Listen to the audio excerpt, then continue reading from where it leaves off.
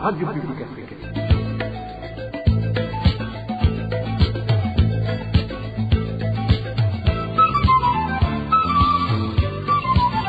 Radio Publique Africaine.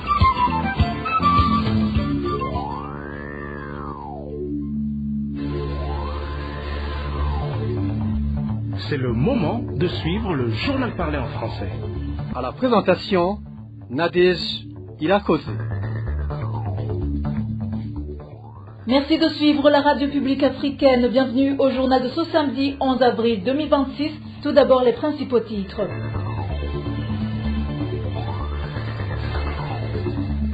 Les habitants de la zone Gwisabi, commune Ougendana, en province de Gitega, dénoncent la perception forcée d'une contribution destinée à la construction d'un bureau du parti CNDD-FDD dans cette zone. Les opérations de dynamitage de roches dans le but d'obtenir du gravier utilisé dans la construction des routes ont des impacts écologiques et environnementaux très néfastes. Dans ce journal, vous allez suivre l'analyse d'un expert dans ce domaine. Selon l'association Facha œuvrant dans la protection de l'environnement, le déboisement et le manque de carburant figurent parmi les facteurs qui causent la pénurie de charbon, de bois observée dans différentes régions du pays. Voilà pour le sommaire. Dans quelques secondes, le développement de cette édition.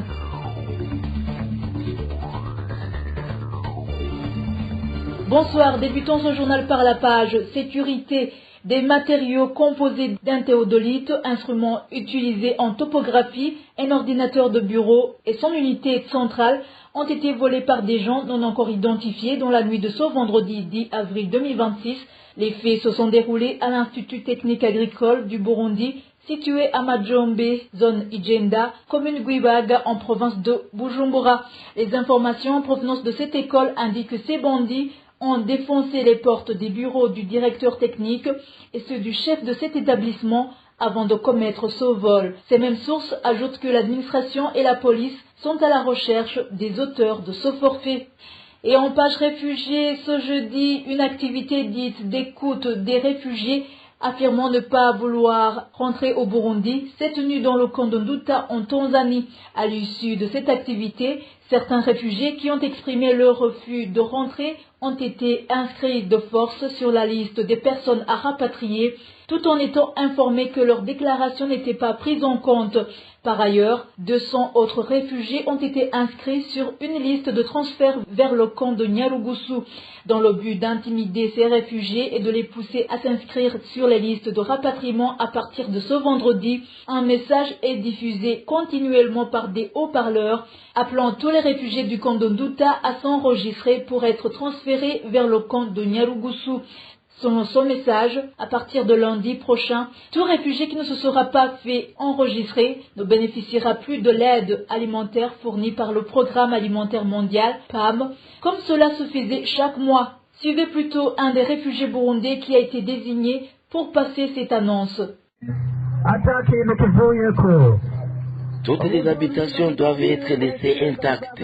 Toute personne ne respectant pas ces consignes, notamment en abandonnant un logement après l'avoir démoli, ne sera pas autorisé à embarquer à destination du camp de Nyarugusu. Il est également demandé à tous de se présenter tôt le matin afin de subir les vérifications nécessaires pour être autorisé à partir pour Nyarugusu. Nous informons également que le mardi prochain sera le dernier délai pour les personnes qui n'auront pas été inscrites sur les listes de départ. Toute personne absente après ce délai sera considérée comme ne faisant plus partie du camp. Nous rappelons qu'une distribution de vivres est prévue lundi prochain. Toutefois, l'accès à cette aide sera conditionné par la présentation d'un ticket de transport. Que toute personne ayant reçu ce message en informe les autres.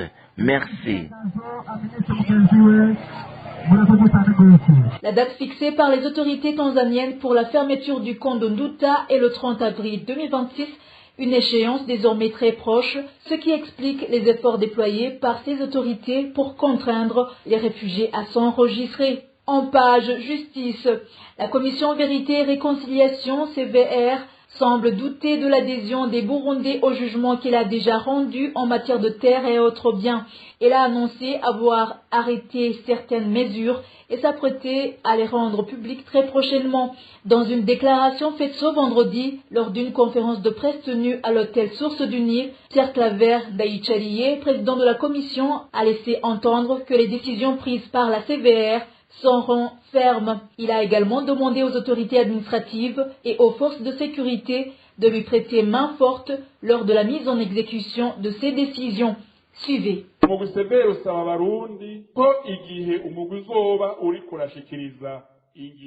La commission vérité et réconciliation CVR demande au Burundi que lors de la communication des conclusions issues des enquêtes qu'elle a menées, celles-ci soient accueillies avec calme et sérénité en évitant toute colère ainsi que tout comportement inapproprié.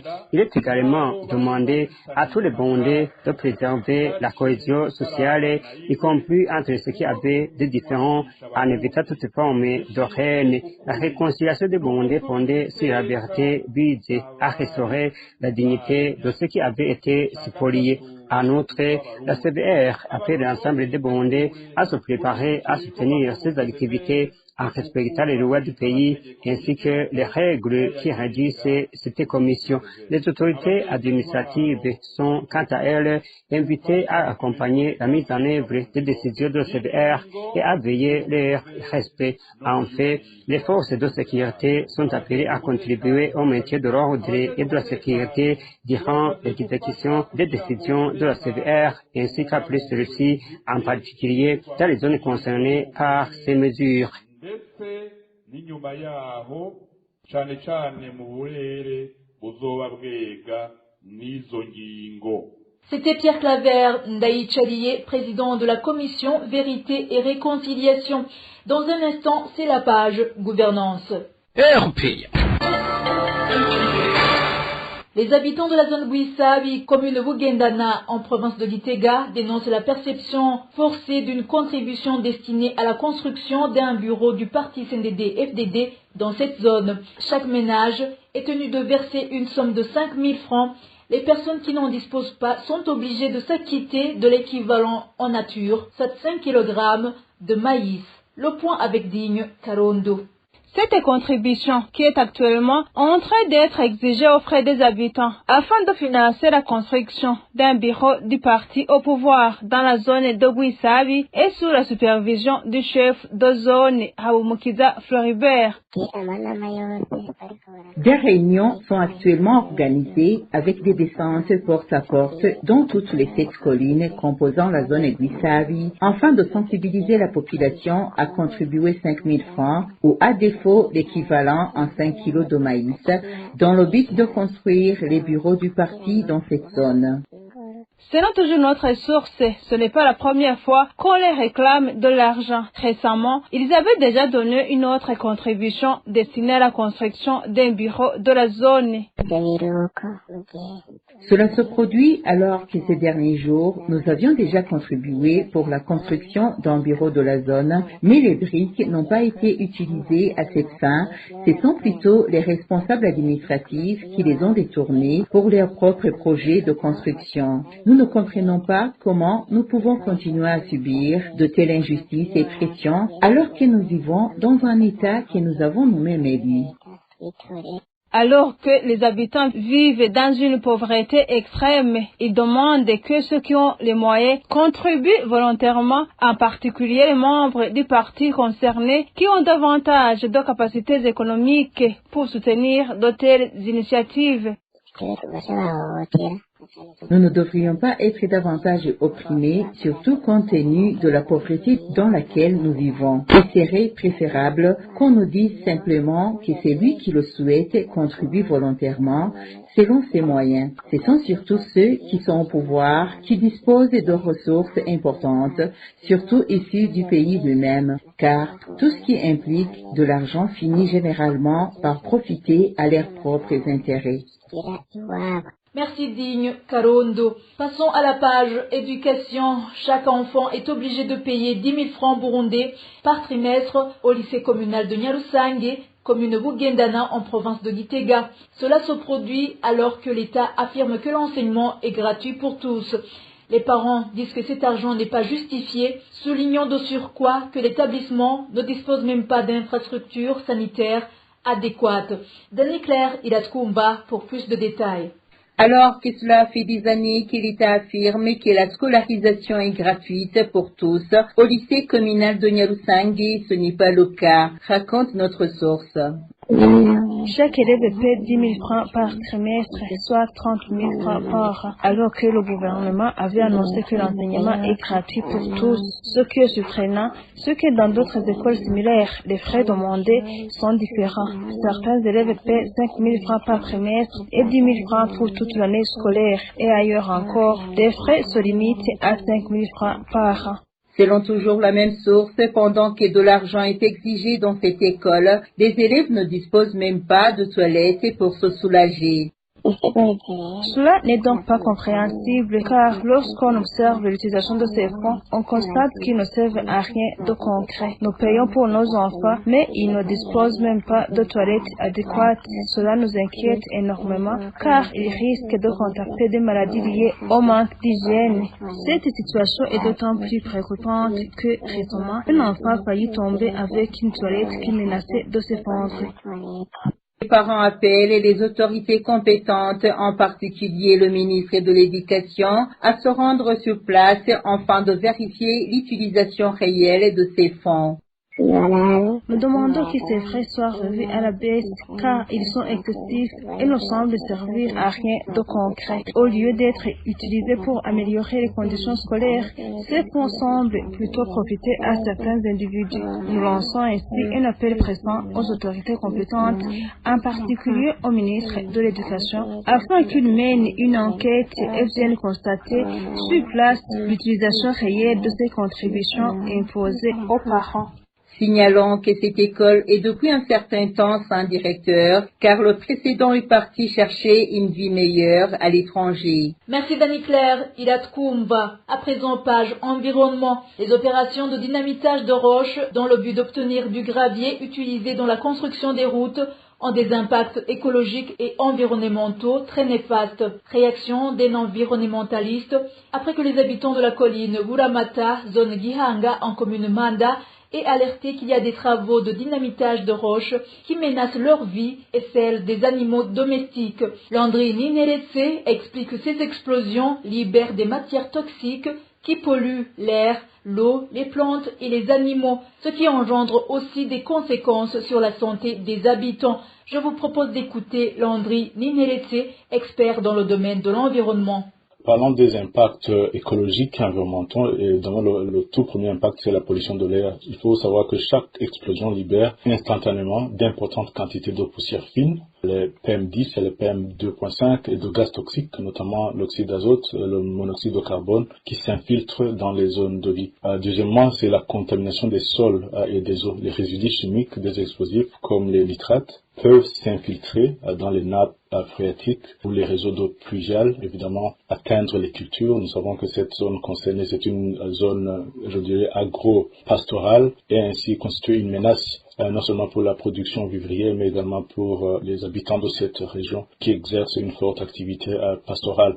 Troisième conséquence ou impact environnemental, c'est la modification du sous-sol. Les vibrations répétées qui, comme nous l'avons entendu aujourd'hui, viennent de durer plus d'une année, peuvent altérer la structure géologique locale et ainsi modifier le drainage naturel des eaux de pluie et augmenter les risques d'instabilité sur le long terme. Et enfin, il faut savoir que de telles détonations entraînent également une perturbation de la faune. Encore une fois, c'est une région pastorale, mais également il y a une végétation et de la faune sauvage dans cet endroit, notamment les oiseaux et les petits mammifères qui se retrouvent donc perturbés dans leur cycle de reproduction et également dans la migration, notamment pour le cas des oiseaux. Selon toujours l'expert, les activités de développement ne devraient pas menacer la sécurité de la population et l'environnement. L'une des recommandations émises par Landry Nineretse au gouvernement burundais, c'est qu'il doit exiger des entreprises des plans de gestion des impacts avant la mise en œuvre de ces activités.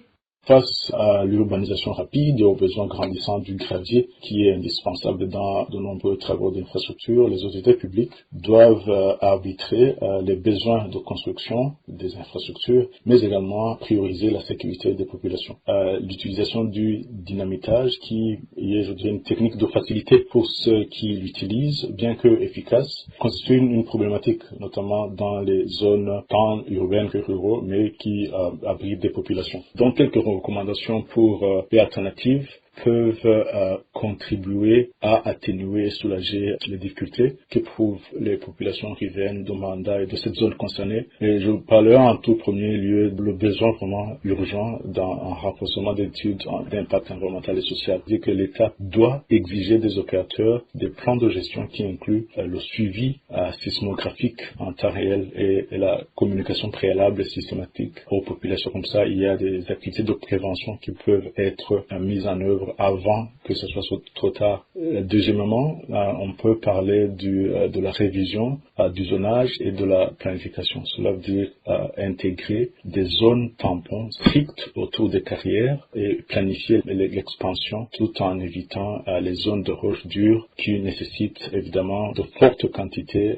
d'explosifs qui occasionne de nombreux impacts néfastes, notamment sur les conditions de vie et la santé des populations. Il y a également des incitations fiscales pour les technologies propres, c'est-à-dire que l'État peut décider encore une fois de réduire les taxes sur l'importation de la machinerie d'excavation mécanique pour compenser le coût initial plus élevé par rapport aux explosifs. C'est-à-dire que l'État peut encourager ceux qui amènent, qui importent, qui mettent sur le marché, mettent en œuvre des solutions plus propres, moins polluantes, mais qui sont conformes aux normes actuelles de protection de l'environnement. Parlant des alternatives, je dois dire que des solutions existent, des solutions qui permettent de fragmenter la roche sans les ondes de choc destructrices des explosifs conventionnels. On peut parler notamment de ce qu'on appelle le BRH, c'est les brises roches hydrauliques. Il y a de nouvelles générations d'explosifs et c'est encore une fois la responsabilité de l'État s'assurer que les populations sont tenues en compte, les populations sont protégées et pour que les activités de développement ou de construction d'infrastructures ne puissent pas venir constituer un danger pour la santé humaine, mais également pour l'environnement au sens large. D'après les informations qui nous sont parvenues, ce n'est pas l'entreprise Sogea Satom qui est en train de faire ses opérations de dynamitage des roches dans cette localité de Gihanga, mais ce sont plutôt des militaires burundais qui vont faire ces opérations en tenue des sociétés Sogea Satom et Getra.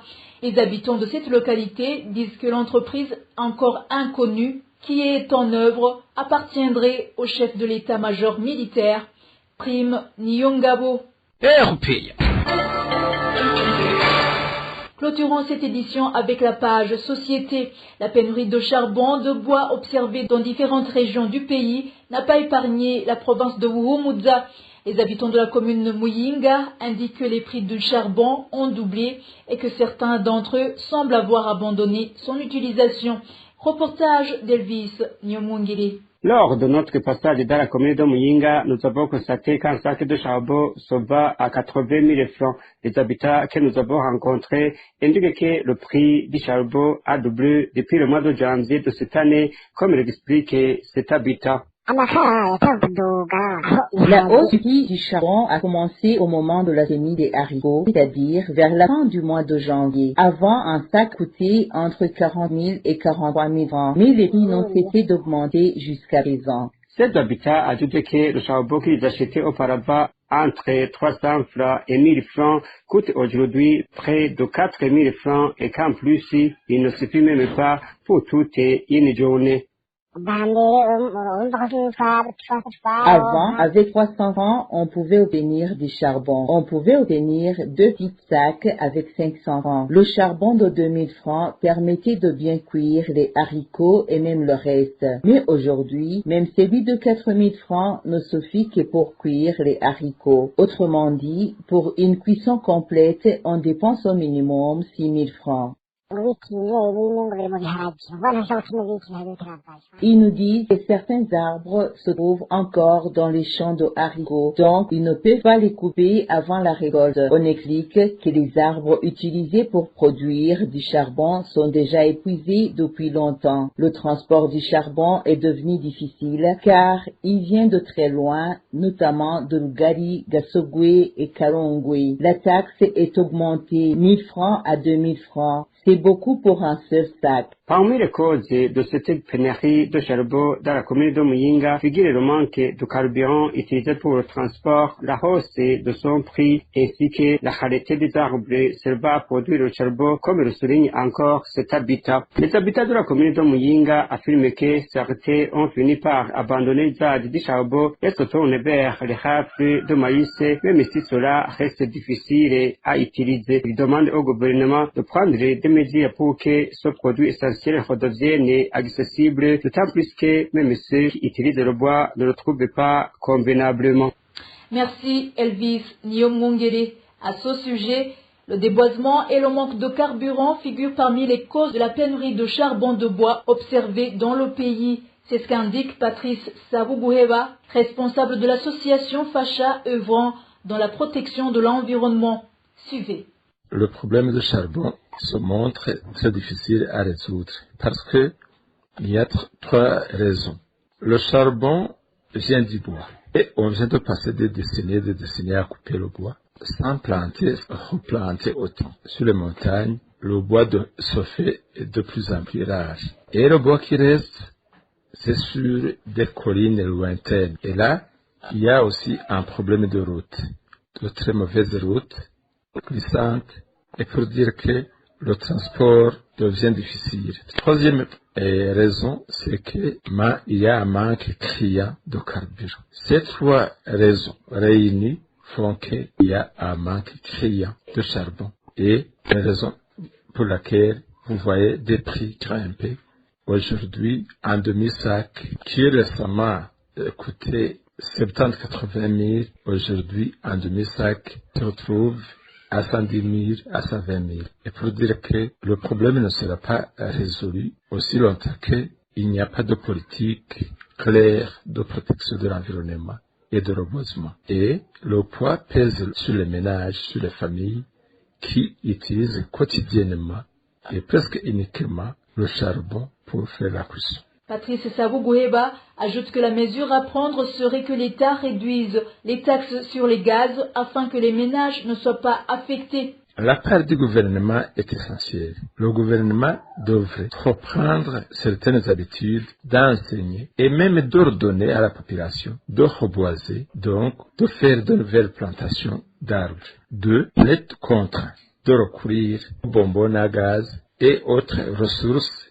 énergétique pour faire la cuisson. Si ces ressources viennent de l'étranger, le gouvernement doit faire un effort pour réduire les taxes. Et là, c'est un effort particulier parce que lui aussi a besoin de l'argent, mais il faut protéger la population. Il doit y avoir un dialogue sincère entre les commerçants du charbon, les familles, les ménages qui font recours au charbon pour faire la cuisson, et les associations qui interviennent dans le développement communautaire. Parce que on doit nécessairement trouver d'autres solutions pour faire la cuisson, pour continuer à se déplacer et pour dire que la solution, la vraie, reste dans les mains du gouvernement parce qu'il faut protéger la population, mais aussi il faut protéger l'environnement et assurer le reboisement sur les collines. C'était Patrice Savubuheba, responsable de l'association Facha œuvrant dans la protection de l'environnement. Et voilà, c'est la fin du journal de ce samedi 11 avril 2026. Merci chers auditeurs pour votre attention. Merci également à toute l'équipe rédactionnelle et technique. Bon week-end à tous.